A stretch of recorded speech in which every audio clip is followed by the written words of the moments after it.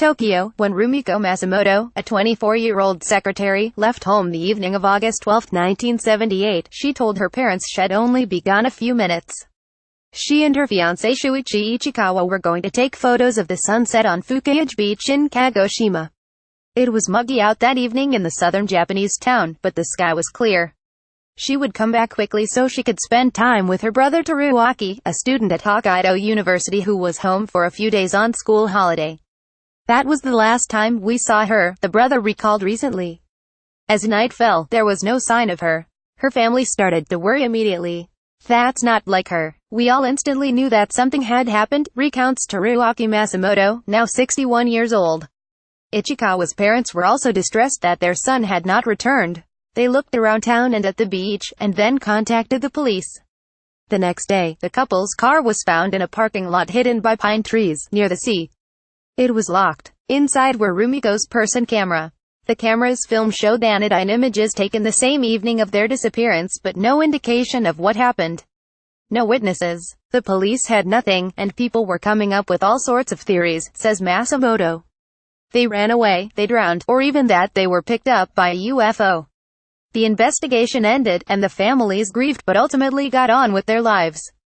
Then, in 1980, a journalist called with a crazy theory. There had been a strange increase in disappearances of couples or young people along that particular Japanese border during the summer of 1978. What if they had all been kidnapped by North Korean agents? No one could have imagined something like that, says Teruaki, who was dubious at the time. But the journalist laid out the facts. There were at least 8 suspected disappearances in 2 months, a North Korean spy ship spotted nearby, strange radio transmissions picked up near the coast, and, most importantly, a failed kidnapping, further north but still not far from that same beach. 3 days after Rumiko's disappearance, 2 men speaking a strange language had seized 2 kids, beating and gagging them before trying to put them in 2 large sacks.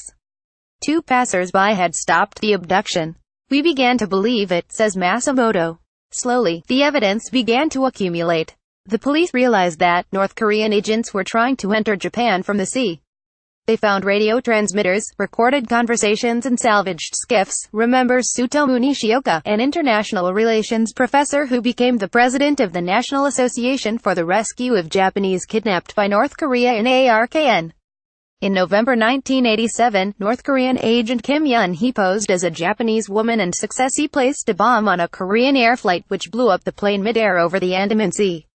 When she was arrested, Kim admitted that she had acted under orders from Kim Jong-il, who at the time had been designated as the successor to his father and founder of the Stalinist North Korean regime.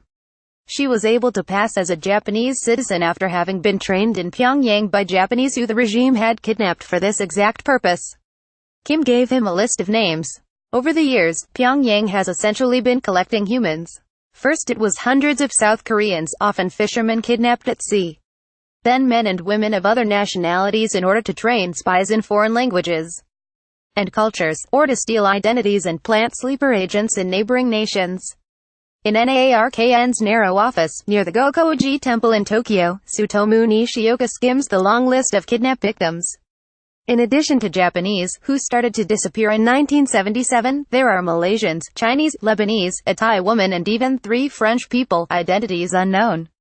On the walls are photos of those who have disappeared, including Megumi Yokota, who was grabbed in the port city of Niigata in November 1977, in an alley between her badminton club and her house.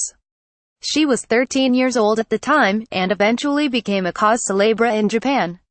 A quarter-century after the abductions, North Korea finally admitted to them. Pressured by the international community, which had discovered the nature of his military programs, Kim Jong-il was looking to improve relations with Tokyo.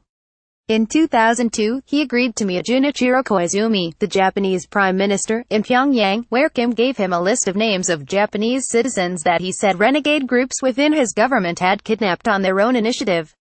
Photos of Megumi, photo Hitoshi Yamadazuma the dictator explained that he had already punished the responsible. Out of 17 disappeared people officially listed by Tokyo, Pyongyang only acknowledged 13 kidnappings and insisted that 8 of those people had already died. The other 5 were authorized to return to Japan 1 month later. With some difficulty, those 5 told of their kidnapping on the beach, the beatings, the transfer from a small dinghy to a large cargo ship, the arrival in Pyongyang, the long isolation and the indoctrination sessions. not to mention 20 years of another life, in another reality. But on October 16, 2002, neither Rumiko, Shuichi, nor Megumi got off the plane in front of the world's cameras. They were on the list of the deceased. Officially, Rumiko died of a heart attack in 1981, when she was only 27. Megumi allegedly committed suicide in 1994, leaving behind a young daughter, born from a union with a kidnapped South Korean. 2 years later, North Korean authorities sent her parents ashes, presenting them as their daughter's remains. When Megumi was born, her parents had saved her umbilical cord, a Japanese tradition. Now, the cord was brought out for DNA testing. The tests showed that the ashes were probably the remains of a man, Shigeru Yokota, Megumi's father, wearily explained at a conference in Tokyo. We can therefore believe that she is likely still alive. Teruaki Masumoto harbors the same hope. He doesn't believe in the authenticity of the death certificate he received from Pyongyang, which claims his sister's remains were lost in a flood. He also found witnesses who confirmed that his sister was seen in Pyongyang several years after the official report of her death. He calls her by her childhood nickname. Convinced that the North Korean regime continues to hide both the truth and their children, families have continued to fight. One Monday morning this past October, Teruaki Masumoto, now retired after years of negotiating tuna prices at the Tsukiji fish market, was at Radio Shiokaze Sea Breeze, created 12 years ago to send messages to kidnap victims.